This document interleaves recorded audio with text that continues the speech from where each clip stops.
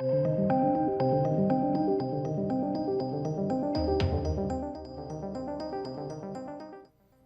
ladies and gentlemen, it's been an interesting week, 2 weeks for Johnny Depp and Amber Heard case. It's not over, although it is over, but it's not over. Johnny Depp has now responded to Amber Heard's team's motion to get the case completely tossed out. So we're going to dive into that today. If you are new here, please do hit subscribe.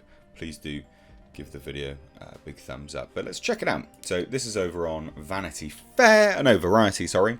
There was a Vanity Fair one, actually.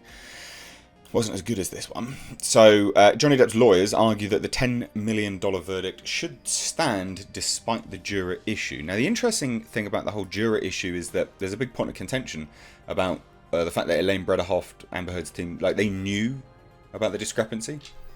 And they've owned up to that fact as well, apparently. So they knew about the discrepancy, and now only after the fact they're arguing. If you knew about the discrepancy, you'd say from the off, let's get that sorted. So, what? Doesn't seem to fly, to be fair. So it's an interesting turn of events. It has been a very interesting trial to follow. But Johnny Depp's lawyers argued Monday, so what was that? Yesterday, sorry, that his $10.35 million defamation verdict against ex-wife Amber Heard should be upheld, despite the possibility that the wrong juror showed up for the trial. Again, Heard's lawyers, they've argued that the verdict should be set aside and a new trial should be ordered, because one of the 7 jurors in the case never received a summons. But apparently they've already admitted that they knew it. So in a filing on Monday, Depp's lawyers argued that Heard has not shown that she suffered any prejudice. So they're not going through that route. What they're doing, Johnny Depp's lawyers, rather smartly, are just going, well, she hasn't. There's been no there's no sort of due to the error, there's no prejudicial outcome. You know, she got her fair trial regardless, and that she waived her right to object by not raising the issue sooner. So that's the other issue again. So they are bringing that up as well. Which makes perfect sense. I mean, yeah. So unsurprisingly, Ms. Heard cites to no case law to support her argument that I love, absolutely love it. I mean, Johnny Depp's lawyers are so sassy. Unsurprisingly, great opener. Ms. Heard cites no case law to support her argument that the service of Juror 15, if he is not the same individual that the court assigned as Juror 15, somehow compromised her due process and would warrant the drastic remedy, and it is drastic, of setting aside the verdict and ordering a new trial. That is mega drastic. And, like, how do you go about now getting a jury that holds no bias? Her own words were, in the Savannah Guthrie interview, was how could they not be influenced by the trial, right? When they took the break off, how could they have not seen any of the trial footage? How could they not see the social media response?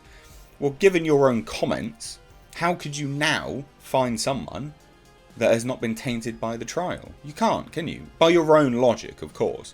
But also, you're not going to be able to, vet the juries as well as you did before. You're just not. It's nigh on impossible. So it's a really good point. Yeah, massively. And it is so drastic to throw it aside and get. You'd have to really, really support that with, some good points. And she doesn't have any. Ms. Heard makes no showing of any prejudice, and accordingly her speculative arguments fail. Pretty just to the point. Depp was awarded $10.35 million after the jury found that Heard defamed him, so we knew that. He has to pay her $2 million, so 10.35 becomes 8.35. Heard's lawyers, though, have obviously sought to set aside the verdict for several other reasons. But this is all a game of them essentially doing appeal by proxy. This is all that they're trying to do, is an appeal by proxy. They're trying to appeal it without having to post the bond. That's all it is. So they've argued that Depp's team made improper arguments at trial. I mean, that's nonsense. Seeking to hold her accountable for the initial domestic violence claims from 2016, which Depp had waived his right to challenge in the couple's divorce settlement. I'm pretty certain Amber waived the ability to even talk about anything in the divorce settlement. And if that's the case, how is she going to be now getting, hundreds of millions of dollars apparently, or whatever it is, millions anyway, for a book deal, a tell-all book deal? Now, Amber Heard's team also argued that jurors could not logically have found that Depp suffered any damage from the op-ed. I mean, anyone with half a brain cell watching it would have known. So anyway, there was a filing, and Depp's lawyers pointed to the evidence that they had presented showing that Depp lost out on a 6th Pirates of the Caribbean film. So again, we know all of this.